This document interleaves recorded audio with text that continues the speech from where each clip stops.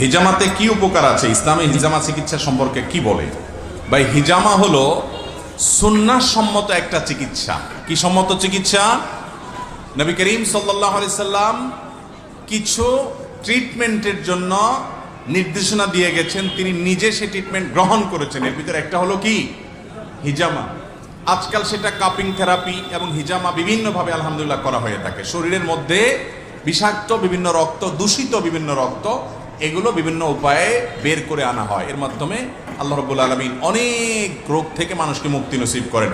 কিছু কিছু রোগ আছে যে রোগগুলো থেকে মুক্তির কোনো পথ খুঁজে পাওয়া যায় না। বিশেষ করে অনেকে ব্ল্যাক ম্যাজিকের শিকার হয়, জাদুর শিকার হয়, অনেকে প্রচণ্ড ব্যথার রোগে আক্রান্ত থাকেন এবং দেখা যায় কোনো ট্রিটমেন্ট করে তেমন কিছু হয় না। হিজামার মাধ্যমে এর উপকার হয় এবং এটা অভিজ্ঞতা দ্বারায় প্রমাণিত একটা আমল। আমি নিজেও হিজামা করিয়েছি আলহামদুলিল্লাহ। নবী করিম সাল্লাল্লাহু আলাইহি সাল্লাম হিজামা